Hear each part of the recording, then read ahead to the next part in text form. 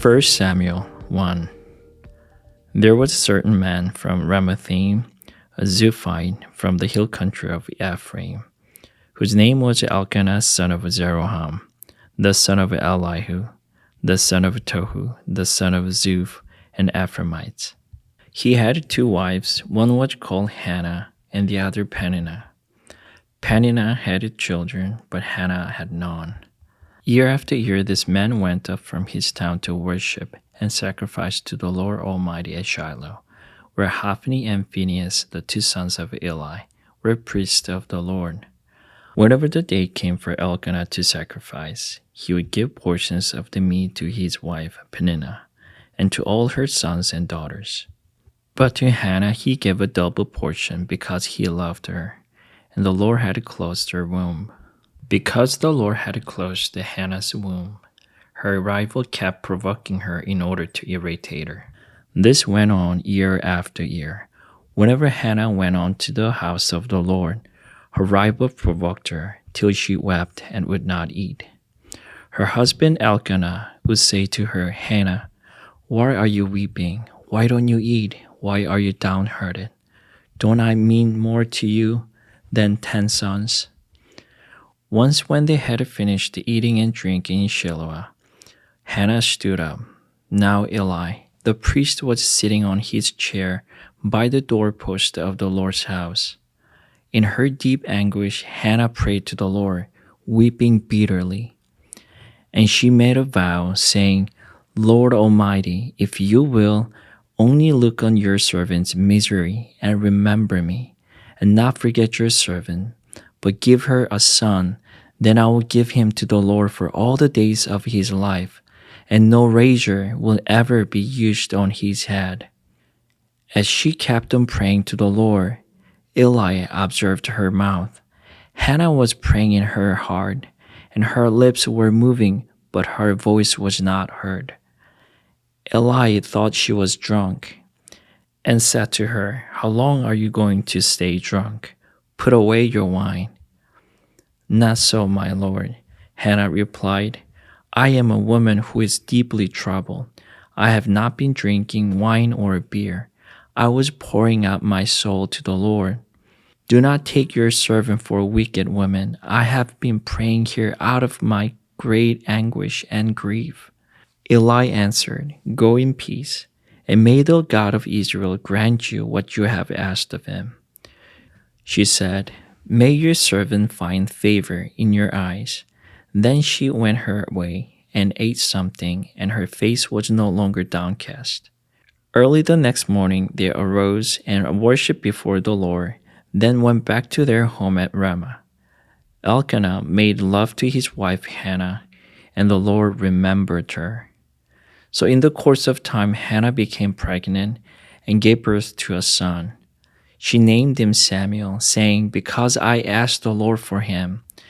When her husband Elkanah went up with all his family to offer the annual sacrifice to the Lord and to fulfill his vow, Hannah did not go. She said to her husband, After the boy is weaned, I will take him and present him before the Lord, and he will live there always. Do what seems best to you, her husband Elkanah told her. Stay here until you have weaned him. Only may the Lord make good his word. So the woman stayed at home and nursed her son until she had weaned him. After he was weaned, she took the boy with her, young as he was, along with the 3-year-old bull, an ephah of flour and a skin of wine, and brought him to the house of the Lord at Shiloh. When the bull had been sacrificed, they brought the boy to Eli. And she said to him, Pardon me, my lord. As surely as you live, I am the woman who stood here beside you praying to the Lord. I prayed for this child, and the Lord has granted me what I asked of him. So now I give him to the Lord. For his whole life he will be given over to the Lord. And he worshipped the Lord there. 1 Samuel 2. Then Hannah prayed and said, My heart rejoices in the Lord. In the Lord my horn is lifted high. My mouth boasts over my enemies, for I delight in your deliverance. There is no one holy like the Lord. There is no one besides you. There is no rock like our God. Do not keep talking so proudly, or let your mouth speak such arrogance. For the Lord is a God who knows, and by him deeds are weighed. The bows of the warriors are broken, but those who stumble are armed with the strength. Those who are full hire themselves out for food, but those who are hungry no more. She who was barren has borne 7 children, but she who has had many sons pines away.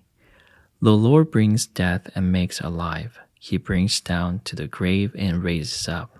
The Lord sends poverty and wealth. He humbles and he exalts. He raises the poor from the dust and lifts the needy from the ash heap. He seats them with princes and has them inherit a throne of honor. For the foundations of the earth are the Lord's. On them he has set the world. He will guard the feet of his faithful servants, but the wicked will be silenced in the place of darkness. It is not by strength that one prevails. Those who oppose the Lord will be broken. The Most High will thunder from heaven. The Lord will judge the ends of the earth. He will give strength to his king and exalt the horn of his anointed. Then Elkanah went home to Ramah, but the boy ministered before the Lord under Eli the priest. Eli's sons were scoundrels. They had no regard for the Lord. Now it was the practice of the priest that, whenever any of the people offered sacrifice, the priest's servant would come with a 3-pronged fork in his hand while the meat was being boiled, and would plunge the fork into the pan or kettle or cauldron or pot. Whatever the fork brought up, the priest would take for himself. This is how they treated all the Israelites who came to Shiloh. But even before the fat was burned, the priest's servant would come and say to the person who was sacrificing, "Give the priest some meat to roast. He won't accept boiled meat from you, but only raw." If the person said to him, "Let the fat be burned first, and then take whatever you want," the servant would answer, "No, hand it over now. If you don't, I will take it by force." This sin of the young man was very great in the Lord's sight, for they were treating the Lord's offering with contempt. But Samuel was ministering before the Lord, a boy wearing a linen ephod. Each year his mother made him a little robe and took it to him when she went up with her husband to offer the annual sacrifice. Eli would bless Elkanah and his wife, saying, "May the Lord give you children by this woman, to take the place of the one she prayed for and gave to the Lord." Then they would go home. And the Lord was gracious to Hannah. She gave birth to 3 sons and 2 daughters. Meanwhile, the boy Samuel grew up in the presence of the Lord. Now Eli, who was very old, heard about everything his sons were doing to all Israel, and how they slept with the women who served at the entrance to the tent of the meeting. So he said to them, "Why do you do such things? I hear from all the people about these wicked deeds of yours. No, my sons, the report I hear spreading among the Lord's people is not good. If one person sins against another, may God mediate for the offender. But if anyone sins against the Lord, who will intercede for them?" His sons, however, did not listen to their father's rebuke, for it was the Lord's will to put them to death. And the boy Samuel continued to grow in stature and in favor with the Lord and with people. Now a man of God came to Eli and said to him, "This is what the Lord says. Did I not clearly reveal myself to your ancestors' family when they were in Egypt under Pharaoh? I chose your ancestor out of all the tribes of Israel to be my priest, to go up to my altar, to burn incense, and to wear an ephod in my presence. I also gave your ancestors' family all the food offerings presented by the Israelites. Why do you scorn my sacrifice and offering that I prescribe for my dwelling? Why do you honor your sons more than me by fattening yourselves on the choice parts of every offering made by my people Israel? Therefore the Lord, the God of Israel, declares, I promised that members of your family would minister before me forever. But now the Lord declares, far be it from me. Those who honor me I will honor, but those who despise me will be disdained." The time is coming when I will cut short your strength and the strength of your priestly house, so that no one in it will reach old age. And you will see distress in my dwelling, although good will be done to Israel. No one in your family line will ever reach old age. Every one of you that I do not cut off from serving at my altar, I will spare only to destroy your sight and sap your strength. And all your descendants will die in the prime of life. And what happens to your two sons, Hophni and Phinehas, will be assigned to you. They will both die on the same day. I will raise up for myself a faithful priest who will do according to what is in my heart and mind. I will firmly establish his priestly house, and they will minister before my anointed one always. Then everyone left in your family line will come and bow down before him for a piece of silver and loaf of bread, and plead, appoint me to some priestly office, so I can have food to eat. 1 Samuel 3.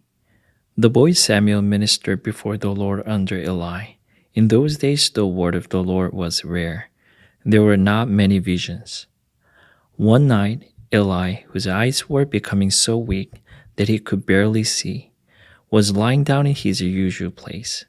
The lamp of God had not yet gone out, and Samuel was lying down in the house of the Lord, where the ark of God was.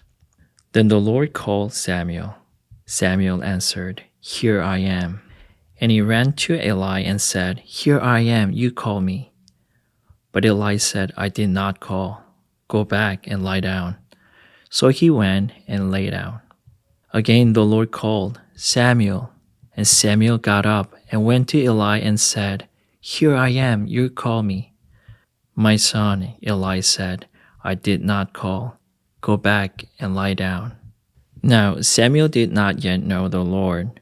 The word of the Lord had not yet been revealed to him. A third time the Lord called, Samuel. And Samuel got up and went to Eli and said, Here I am, you call me. Then Eli realized that the Lord was calling the boy.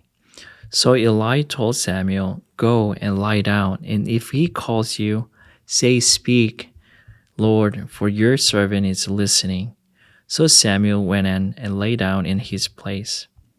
The Lord came and stood there, calling as at the other times, Samuel, Samuel. Then Samuel said, Speak, for your servant is listening. And the Lord said to Samuel, See, I am about to do something in Israel that will make the ears of everyone who hears about it tingle. At that time, I will carry out against Eli everything I spoke against his family from beginning to end. For I told him that I would judge his family forever because of the sin he knew about. His sons blasphemed God, and he failed to restrain them. Therefore I swore to the house of Eli, the guilt of Eli's house will never be atoned for by sacrifice or offering. Samuel lay down until morning, then opened the doors of the house of the Lord. He was afraid to tell Eli the vision. But Eli called him and said, Samuel, my son. Samuel answered, Here I am. What was it he said to you? Eli asked. Do not hide it from me. May God deal with you, be it ever so severely, if you hide from me anything he told you. So Samuel told him everything, hiding nothing from him. Then Eli said, He is the Lord. Let him do what is good in his eyes. The Lord was with Samuel as he grew up, and he let none of Samuel's words fall to the ground. And all Israel from Dan to Beersheba recognized that Samuel was attested as a prophet of the Lord. The Lord continued to appear at Shiloh, and there he revealed himself to Samuel through his word. Amen.